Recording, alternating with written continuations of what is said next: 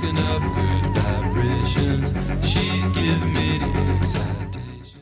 So where are we now? We've got a well-insulated house.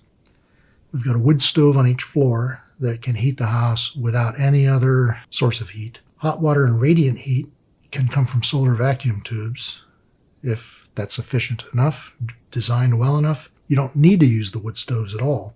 That could be if you're tired of cutting wood or hauling wood or cleaning the stoves out, or you just want a day off. You don't need to power the wood stove every day.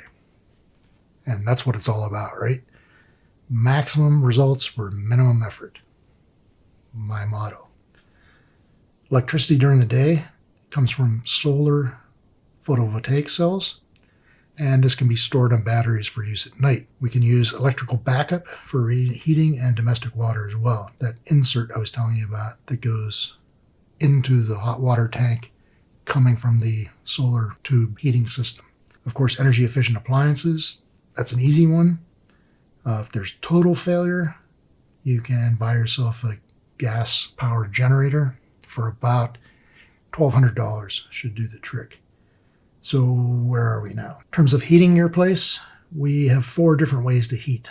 We have wood stoves, we have solar radiant heat, we have solar photovoltaic heat, and we have heat from the backup generator. For domestic water, we have 3 backups, and 4 if you use wood stoves as a backup. And for electrical, we have 2 backups. We have solar photovoltaic, and we have an electrical generator. But we can take this up a couple of notches. If you want to get really crazy and generate a lot of power and start making money,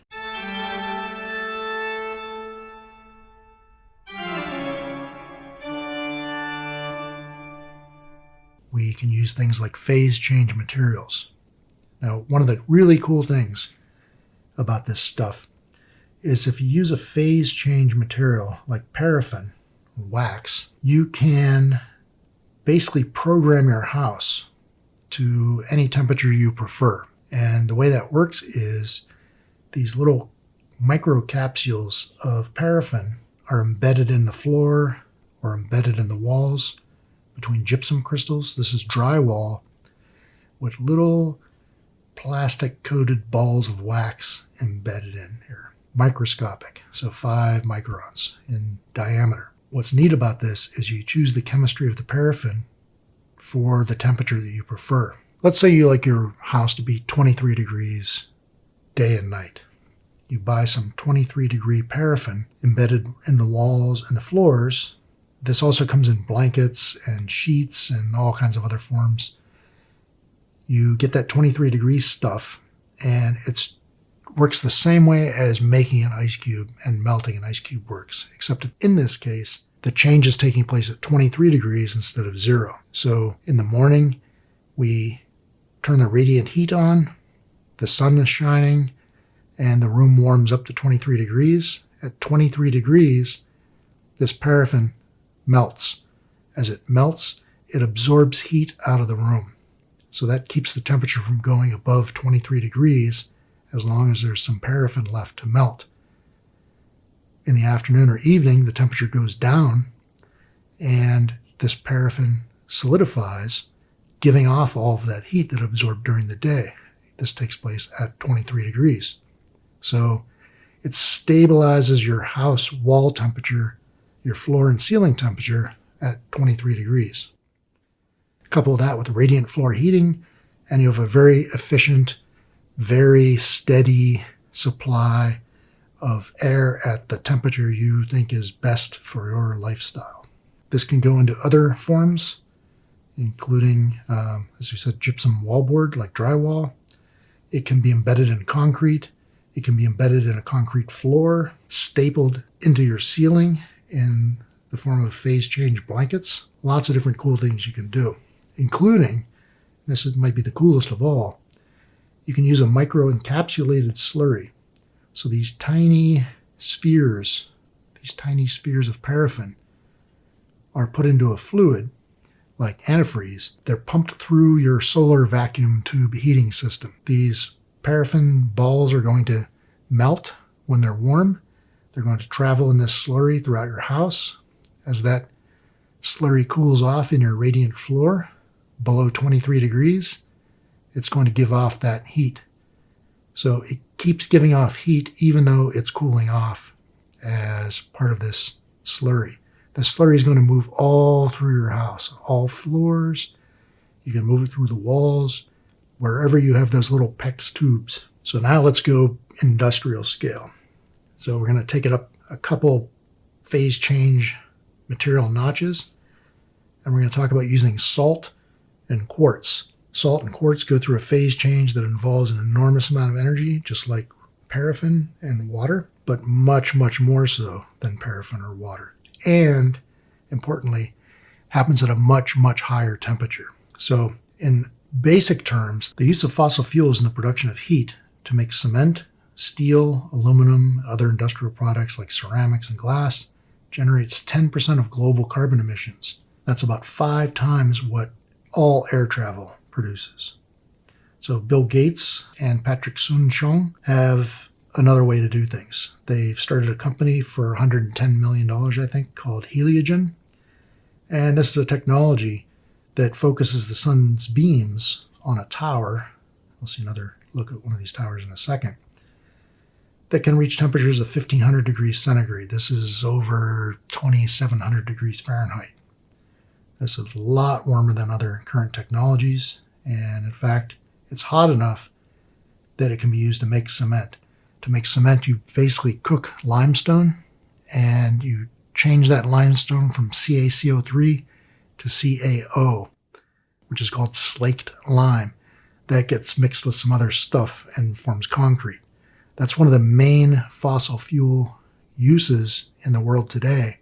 And the production of concrete also generates CO2 from the chemical reaction of making the slaked lime. So we can prevent that by using solar power here. At least a lot of that. It can also be used to convert biomass into biofuels and probably extract hydrogen from water. That's just as heat.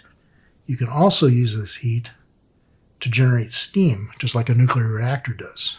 Nuclear reactors use modern technology to generate heat, but they use 19th century technology to generate electricity. We can make hydrogen that can be used to power, say, buses and trucks that drive around cities. The result is hydrogen-powered vehicles generate water as their waste product.